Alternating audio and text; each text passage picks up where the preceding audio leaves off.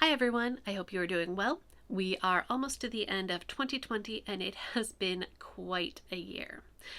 Those of us in the travel industry have especially been facing a lot of difficulties with lockdowns and closed borders, and we've had to pivot and find ways to get creative about sharing our passion for other cultures and travel. So, Bilgit and I are very excited to share our quarantine project with you.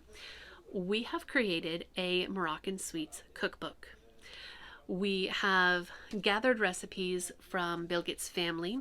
Bilgit has translated them to English, and then I have translated the directions to be more in line with what Americans would understand.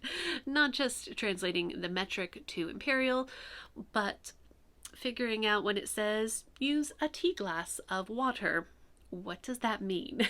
When it says bake until done, okay, what does that look like? So, this has been a huge labor of love that we have worked on, and we are so excited to share it with you.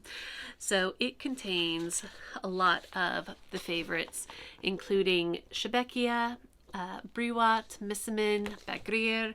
We also have some interesting favorites that aren't as well known, such as Zmita or the Ujda cake. And it is an incredible journey through the sweets and cookies of Morocco. If you'd like to learn to make any of these for yourself, our book is available for sale on our website. The link will be below. And we are so excited about this. We're also going to be working on a larger project now that travel to Morocco has resumed. I will be going to meet with more of the chefs at hotels and restaurants that we work with and get more recipes to share with you. The larger cookbook is going to include savory dishes, tagines and cooked salads and rafissa and all sorts of other incredible Moroccan dishes. So keep an eye out for that. Also, if you want to see how some of these things are made, such as shebekia can be a little bit hard to understand how to fold it without a visual demonstration. Keep an eye on our YouTube channel because I'm going to begin sharing recipes there as well.